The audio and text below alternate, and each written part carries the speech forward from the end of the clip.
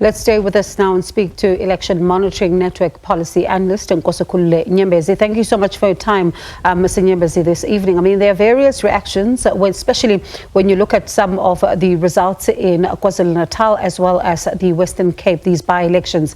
What should we read into them? Yes, we can say that the by-elections have a different character to national or general elections in terms of the number of people who end up coming out to vote. And also we can say, secondly, that the electorate has a sharp mind when it comes to the identity of candidates, because even though some people might have switched from the ANC to the MK party, it doesn't mean that the electorate will automatically vote for them, partly because of the history of those candidates that is not inspiring when it comes to issues like service delivery. So it's not automatic that some parties might get to win the seats just because the people who are contesting have a track record of being councillors in another party. So is that possibly the reason for what we may have seen happen in Umzumbe? For example, you think about some of those councillors who resigned and joined the MK party, and then people, those councillors were thinking that come by elections, they would then be successful. So could that also be the reason why then we're seeing a shift when it comes to some of the results? Yes. It is, but also understanding the history and the profile of most of those candidates.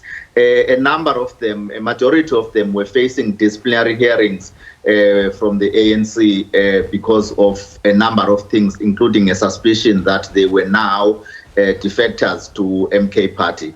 And also, as I say, in terms of the history they have in terms of service delivery with those communities. You will also understand that MK party is not that much organized at a center because there are no clear policies, and we've seen the chaos when it came to the swearing in of the members who were on the list, the gazetted list in the provincial legislature, only to find that on the eve there is a substitute list. And so it could be that the wheels were not pulling all at the same time when it comes to going to these by-elections. But I think there's something a bit distorted in a caption that says MK party loses several seats in these by-elections. They never had none. So the one that they have managed to get is a plus, considering that there are no captive voters, there are no-go areas, and so each party has to prove itself in the polls. So MK comes out as a winner with one seat that they've managed to obtain. So when then you look at KwaZulu-Natal, for example, and listening to some different analysts who are looking at that particular scenario, they are talking about you're looking at the ANC, you're looking at the IFP as well as the MK party, given some of the recent by-elections. Listening to some of them, they say that like the one we just heard from, the provincial parties need to now understand that they need to work together, especially if you have a hung municipality and you have a number of seats where some are taking from the others. It kind of signals a situation where they need to work together. Is it a possibility in the province of KwaZulu-Natal, given the dynamics we've seen?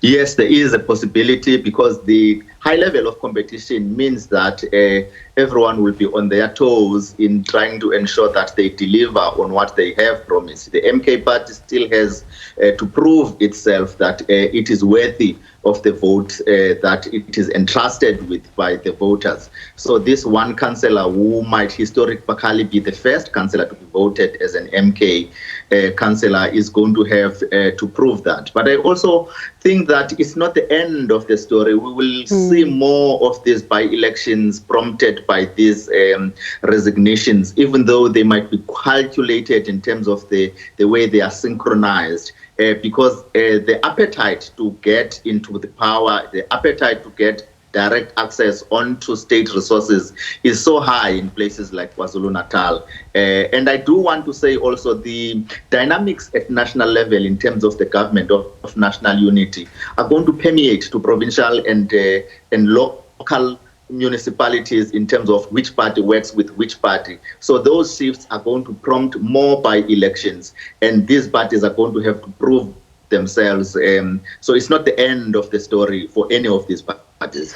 And I wonder then, how much of this, especially when it comes to the by-elections, can, a number of people read into the upcoming local government elections in 2026? Because a number of people are already looking ahead to that particular picture.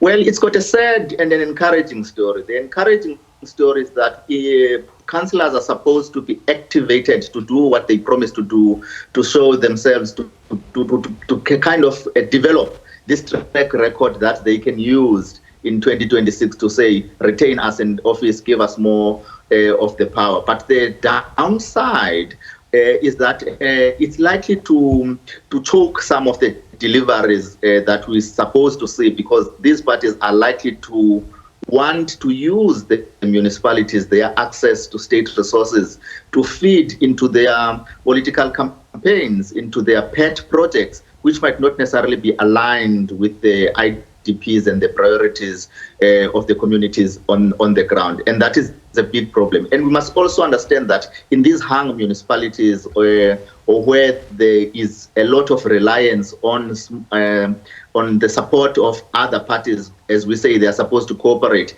there are lots of brown envelopes that are pushed around in order to obtain any of the significant decisions. And so that happens informally, and it drains the state resources. So it's a downside when you look at it from the other perspective.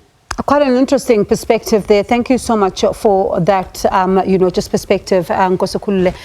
Really do appreciate it. And let's see, as you say, we may just see a bit more of them. And what then do they tell us? As you say, that it paints a different scenario with each area. That is Election Monitoring Network Policy Analyst Nkosikhulule Nyembezi.